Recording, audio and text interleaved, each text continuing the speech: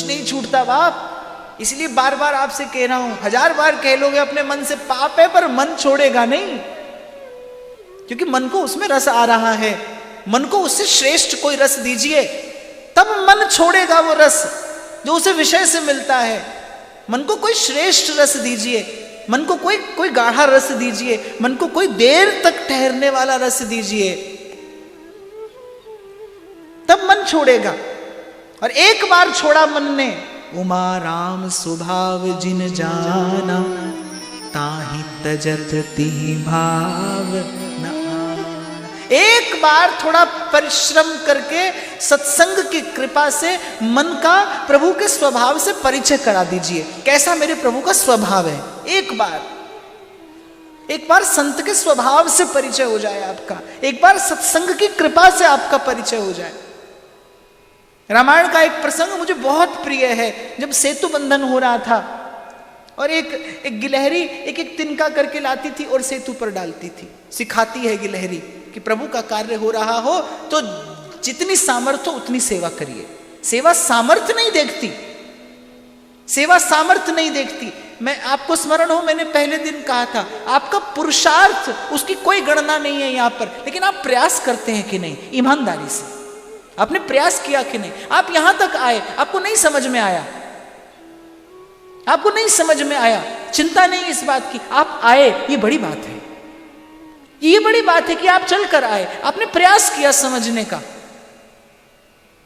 तो छोटा छोटा तिनका लाकर डालती थी और प्रभु दूर से बैठे उस गिलहरी को देख रहे थे। और हमारे डोंगरे बापा तो कहते थे, बोले बड़े पर दृष्टि जाए कि नहीं कन्हैया की, पर छोटे पर जरूर जाती है, छोटे पर अवश्य जाती है।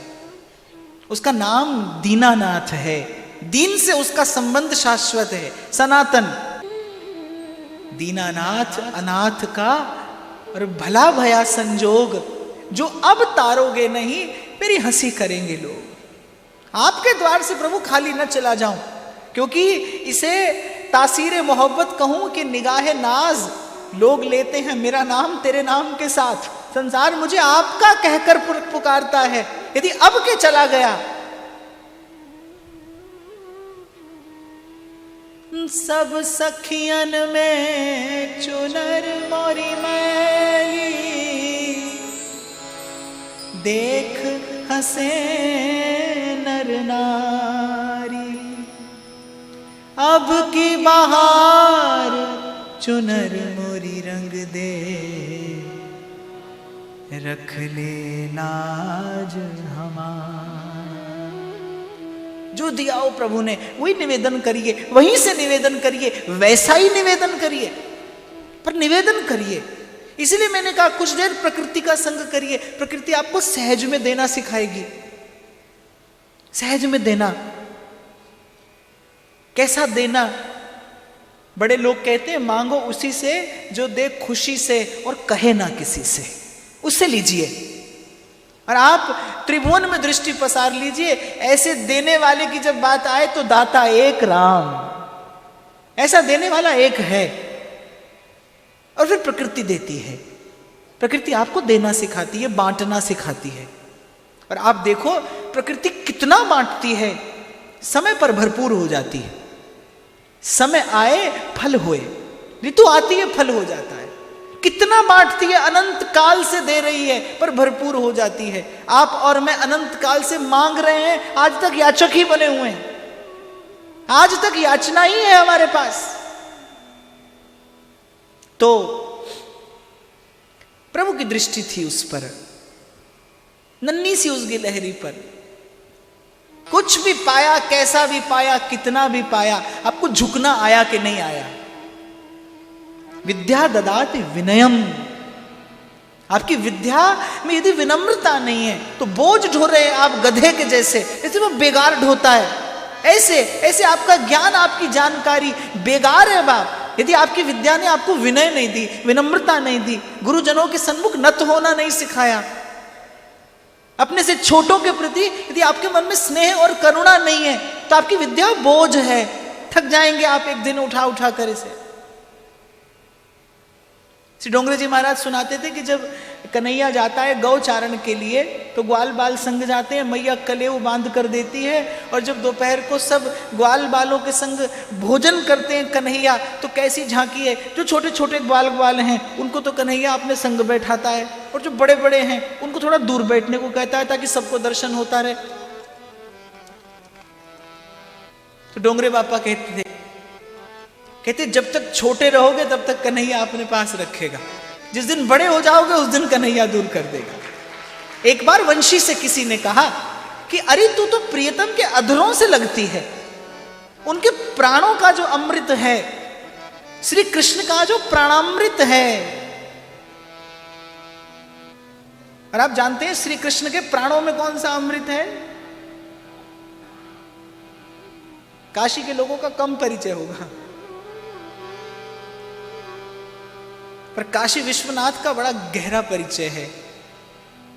सम्मोहन तंत्र में महादेव की उक्ति है, मां पार्वती से कहते हैं, बड़ा गूढ़ रहस्य भगवान ने कहा है कि ब्रह्मानंद रसाद अनंत गुणितो रम्यो रसो वैष्णव, कि एक योगी समाधि में जिस ब्रह्मानंद की अनुभूति करता है उससे अनंत गुणा मधुर भगवान नारायण के चरण कमलों की भक्ति का रस है। ब्रह्मानंद रसाद अनंत गुणितो रम्यो रसो वैष्णव। और फिर कहते तस्मात् कोटि गुणोज्वलश्च मधुरः श्री गोकुलेन्द्रो रसः, और उससे कोटि गुणा उज्ज्वल ब्रजराज नंद नंदन श्री कृष्ण के चरणारविंद की कल्लोल मालिनी भक्ति है। और ये कहते कहते कंठस्वर गदगद हो गया महादेव का, और मां पार्वती से कहने लगे तेरी मुझ में अनन्य प्रीति है, इसलिए तुझसे ये रहस्य कहता हूं। तच्चानंत चमत्कृति प्रतिमुहुर्वर्षद रसानां परम, कि उमा मेरी जिह्वा पर राम नाम, मेरे हृदय में कृष्ण तत्व, श्री राधा पद पद्ममेव मधुरम सर्वस्वभूतम मम। सम्मोहन तंत्र में भगवान ने कहा कि मेरी जिह्वा पर राम नाम, मेरे हृदय में कृष्ण तत्व, और मेरी आत्मा में वृंदावनेश्वरी श्री राधा के पाद पद्म सदा विराजमान रहते हैं, जो मेरा सर्वस्व है, जो मेरा सार सर्वस्व है। मानस में एक प्रसंग आता है, बाबा की समाधि लगी और बीते संवत सहस 87,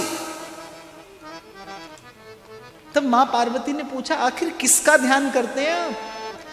कौन है जिसका ध्यान करते ही आप निजम निर्गुणम निर्विकल्पम निरीहम चिदाकाशमाकाशवासम भजे हम, जिससे शिव शिव हो जाते हैं।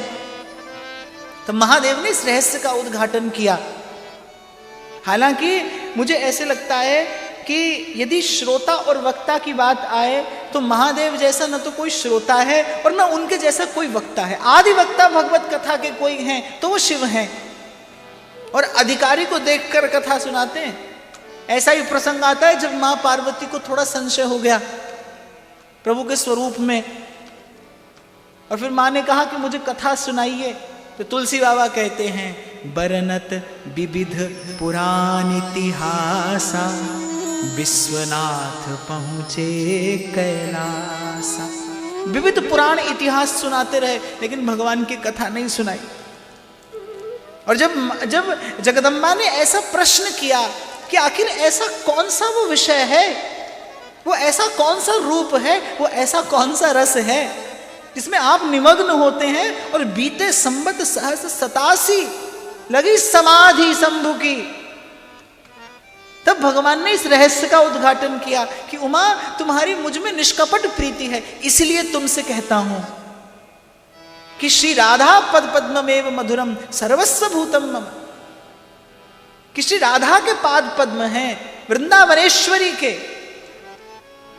आपने सुना होगा, कभी पढ़ा भी होगा, श्री राधा कृपा कटाक्ष जब रास मंडल के द्वार पर खड़े थे, वो रास लीला का लोभ लुभायमान कर गया महादेव को, और द्वार पर जाकर खड़े हो गए। तो द्वार पर खड़ी सहचरियों ने कहा कि आप इस भेष में भीतर नहीं जा सकते। क्यों? अरे जिनके निकट जा रहे हैं उनका स्वरूप ऐसा है, आपके सांप बिच्छू देखकर तो हमारी श्री किशोरी जी डर जाएंगी, इनको तो आप यहीं छोड़िए। तो मानसरोवर में स्नान किया, और मानसरोवर में स्नान करते करते अश्रुपूरित नेत्रों से, और वक्ता पर सबसे अधिक प्रभाव श्रोता के परमाणु का पड़ता है, और अकारण बिनाई कारण बिनाई किसी हेतु के, वहां त्रेता युग में घट रही इस घटना के मध्य में इस प्रकार से हमारी किशोरी जी का आ जाना, इस बात का प्रमाण मुझे देता है कि मेरे विश्वनाथ मेरी कथा सुन रहे हैं। इस प्रकार से श्री जी का आ जाना ये प्रमाण देता है मुझे कि बाबा श्रवण कर रहे हैं कथा, नहीं तो ये चर्चा, ये रहस्य इस प्रकार से उद्घाटित नहीं होता। तो बंशी से किसी ने कहा कि तू तो प्रियतम के प्राण अमृत का, उस परम प्रेम रस का भोग करती है, लेकिन ठूठ की ठूठ है, खोखली की खोखली, न फली न फूली न बढ़ी। और वंशी कहती है जिस दिन बढ़ जाऊंगी उस दिन प्रियतम के अधरों पर कैसे रह सकूंगी, मैं ऐसे ही ठीक हूं, मुझे ऐसे ही रहना भाता है, जब तक खाली हूं, रिक्त हूं, तभी तक प्रियतम ने स्वीकार किया है।